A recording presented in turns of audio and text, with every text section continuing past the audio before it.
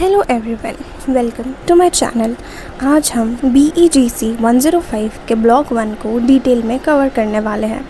अगर आप इग्नो के स्टूडेंट हैं या एग्ज़ाम की प्रिपरेशन कर रहे हैं तो ये लेक्चर आपके लिए कंप्लीट पैकेज होने वाला है, क्योंकि हम हर पॉइंट को डिटेल में समझाएंगे और एग्ज़ाम ओरिएंटेड अंडरस्टैंडिंग भी डेवलप करेंगे। तो चलिए शुरू करते हैं। सबसे पहले समझते हैं कि इस यूनिट का ऑब्जेक्टिव क्या है। इस यूनिट में हम अमेरिकन ड्रामा के ग्रोथ और डेवलपमेंट को स्टडी करेंगे। हम देखेंगे कि 70s से लेकर 1940s तक अमेरिकन ड्रामा किस तरह इवॉल्व हुआ।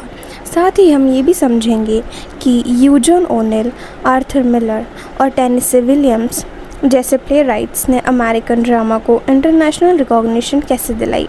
ये यूनिट बेसिकली अमेरिकन थिएटर की हिस्टोरिकल जर्नी को एक्सप्लेन करती है। Now introduction, beginning of American drama. American drama की शुरुआत 17th सेंचुरी में अमेरिकन कॉलोनीज़ में हुई थी, लेकिन एक इम्पॉर्टेंट बात यहाँ समझनी है। उस समय America independent cultural identity develop नहीं कर पाया था, इसीलिए अमेरिकन ड्रामा पर ब्रिटिश ड्रामा का बहुत ज़्यादा इन्फ्लुएंस था। 18th और 19th सेंचुरी के दौरान अमेरिकन थिएटर्स में ब्रिटिश प्लेस ज़्यादा परफॉर्म किए जाते थे और अमेरिकन प्लेस कंपैरेटिवली कम। अब सवाल उठता है कि ऐसा क्यों हुआ। इसके 3 मेजर रीज़न्स थे।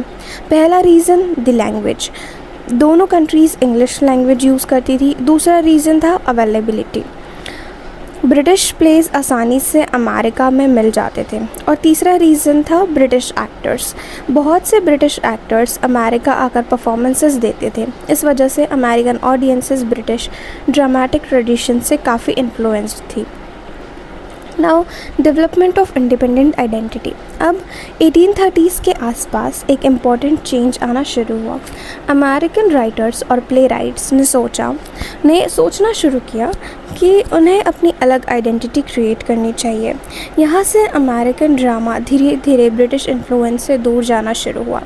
लेकिन प्रॉब्लम ये थी कि बहुत से प्ले राइट्स अब भी ब्रिटिश स्टाइल को कॉपी कर रहे थे। इसलिए क्रिटिक्स मानते हैं कि असली और मैच्योर अमेरिकन ड्रामा का जन्म फर्स्ट वर्ल्ड वॉर के बाद हुआ और इस ट्रांसफॉर्मेशन के सबसे बड़े हीरो थे यूजन ओनेल। उन्होंने अमेरिकन थिएटर को एक इंडिपेंडेंट लिटरेरी ट्रेडिशन बनने में बहुत बड़ा रोल प्ले किया। Now rise of realism. अब हम आते हैं अमेरिकन ड्रामा के सबसे इम्पॉर्टेंट मूवमेंट पर, जो कि है रियलिज़म। रियलिज़म का सिंपल मतलब है लाइफ को वैसे ही प्रेजेंट करना जैसे वो एक्चुअली है, यानी कोई आर्टिफिशियल हीरो नहीं, कोई फैंटेसी वर्ल्ड नहीं, कोई अनरियलिस्टिक सिचुएशन नहीं, बस रियल लाइफ और रियल प्रॉब्लम्स। 19th सेंचुरी के एंड तक अमेरिकन ड्रामा रियलिज़म की तरफ मूव करने लगा। प्ले राइट्स ने सोसाइटी के सीरियस इश्यूज़ को स्टेज पर लाना शुरू किया, जैसे race discrimination, gender issues, sexuality, death, social problems और ह्यूमन रिलेशनशिप्स। ये सब टॉपिक पहले थिएटर में ओपनली डिस्कस नहीं होते थे, लेकिन रियलिज़म ने थिएटर को सोसाइटी का मिरर बना दिया। Now American drama around Arthur Miller, early conditions. अब थोड़ा और पीछे चलते हैं और देखते हैं कि अमेरिकन थिएटर की शुरुआती कंडीशंस क्या थी। 18th सेंचुरी के मिडिल से पहले अमेरिका में थिएटर लगभग एग्जिस्ट ही नहीं करता था। उसका रीज़न था सर्वाइवल। अमेरिका में सेटलर्स को अपनी बेसिक नीड्स के लिए स्ट्रगल करना पड़ता था। लोगों के पास एंटरटेनमेंट के लिए ना टाइम था और ना रिसोर्स, इसीलिए थिएटर सोसाइटी का इम्पॉर्टेंट पार्ट नहीं बन पाया। एक और बड़ा रीज़न था पर्शियंस का अपोजिशन। पर्शियंस एक रिलीजियस ग्रुप था जो थिएटर को इमोरल समझता था। उनका मानना था कि थिएटर लोगों को रिलीजन से दूर ले जाता है और इमोरल बिहेवियर को इनकरेज करता है। इसी वजह से कई कॉलोनीज़ में थ्योरेटिकल परफॉर्मेंसेस पर रिस्ट्रिक्शंस लगाई गई। एक्टर्स को पनिश किया जाता था। थिएटर ग्रुप्स को भी प्रॉब्लम फेस करनी पड़ती थी। Now early performances. American theatre history में एक इंटरेस्टिंग एग्जाम्पल मिलता है। ये बेर एंड ये कब नाम की परफॉर्मेंस जो 1665 में हुई थी, इससे ईजीएस्ट ड्रामेटिक परफॉर्मेंसेस में काउंट किया जाता है। लेकिन आयरनी देखिए, परफॉर्मेंस करने वाले लोगों को पनिशमेंट मिली थी क्योंकि उस समय ड्रामा को नेगेटिव एक्टिविटी माना जाता था। Now American drama in late 70s। अब सिचुएशन चेंज होने लगी।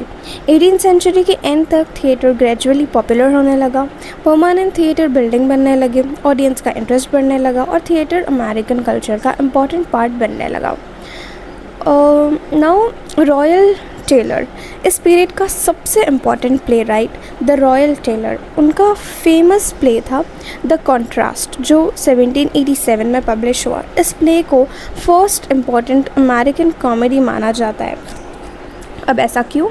क्योंकि इसने अमेरिकन और ब्रिटिश लाइफस्टाइल के डिफरेंसेस को हाईलाइट किया और सबसे इम्पॉर्टेंट बात, इस प्ले ने अमेरिकन ड्रामेटिक आइडेंटिटी को स्टैब्लिश करने में हेल्प की। Now American drama in the 80s। 19th century में थिएटर का एक्सपेंशन बहुत फास्ट हुआ, नए थिएटर्स बने, टूरिंग थिएटर्स कंपनी पॉपुलर हुई और ड्रामा पूरे कंट्री में स्प्रेड हो गया। नाउ पॉपुलर फॉर्म्स, ऑडियंस को कई तरह के परफॉर्मेंसेस पसंद आते थे, जैसे melodramas, historical plays, comedies, musical performances. लेकिन एक प्रॉब्लम अब भी थी, ओरिजिनलिटी की कमी।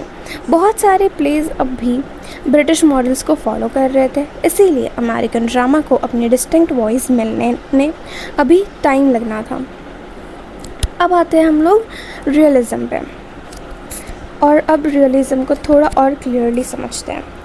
रियलिज़म का गोल था रियल लाइफ को स्टेज पर दिखाना।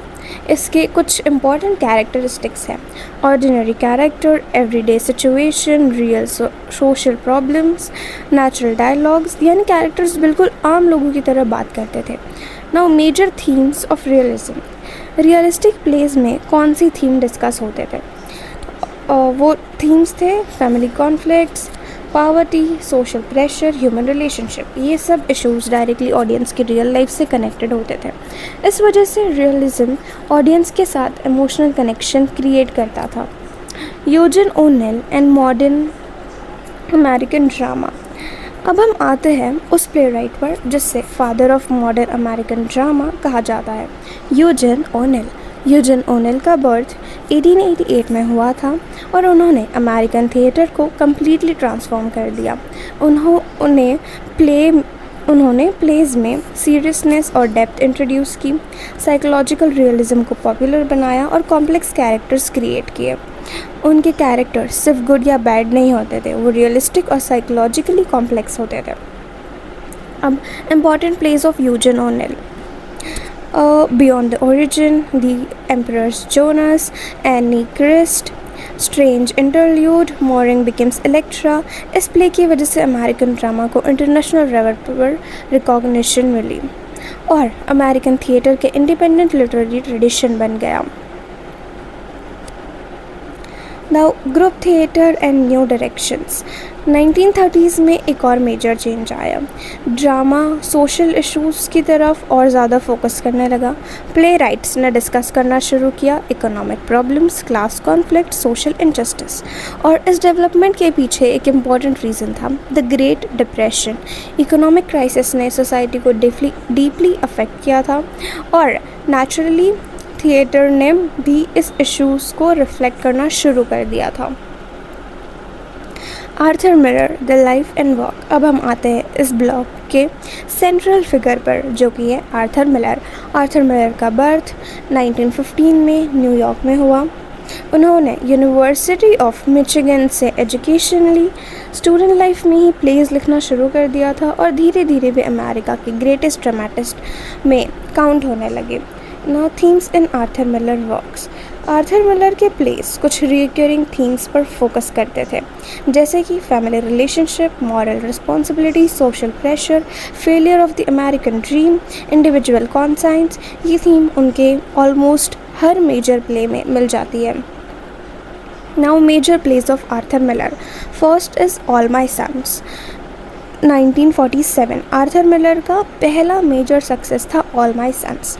इस प्ले का सेंट्रल थीम्स है रिस्पॉन्सिबिलिटी, गिल्ट, फैमिली वैल्यूज़। ये प्ले एक रियल इंसिडेंट से इंस्पायर था, जहां एक बिजनेसमैन ने knowingly defective aeroplanes part sell किए थे ड्यूरिंग वर्ल्ड वॉर 2 और उसके कॉन्सिक्वेंसेस को मिलर ने पावरफुल ड्रामेटिक फॉर्म में प्रेजेंट किया। Death of a salesman 1949 Arthur Miller का मास्टरपीस माना जाता है।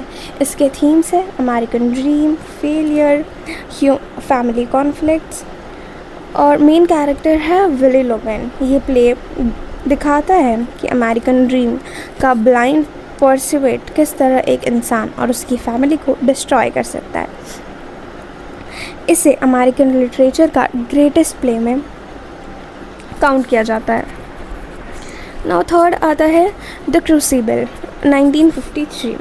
इस प्ले के मेजर थीम्स हैं mass hysteria, fear, false accusation, play Salem witch trial पर बेस्ड है, लेकिन इनडायरेक्टली ये अपने कंटेम्प्रेरी सोसाइटी को भी क्रिटिसिज्म करता है। नाउ फोर्थ है a view from the bridge 1955। इस प्ले में Arthur Miller family tension, immigration issues और फॉरबिडन इमोशन को एक्सप्लोर करते हैं। ये एक इमोशनली इंटेंस ट्रेजेडी है। फिफ्थ है आफ्टर द फॉल 1964। इस प्ले का फोकस सेल्फ एग्जामिनेशन और पर्सनल रिस्पॉन्सिबिलिटी पर है। आर्थर मिलर यहाँ ह्यूमन वीकनेसेस और सेल्फ रिफ्लेक्शन को डीपली एनालाइज करते हैं। इसी के साथ हम हमारे लेक्चर को ख़त्म करते हैं। Thank you so much. अगर लेक्चर हेल्पफुल लगा हो तो वीडियो को लाइक करें, चैनल को सब्सक्राइब करें और कमेंट में ज़रूर बताएं कि आप नेक्स्ट ब्लॉग किस टॉपिक पर देखना चाहते हैं। Thank you for watching and see you in the next lecture.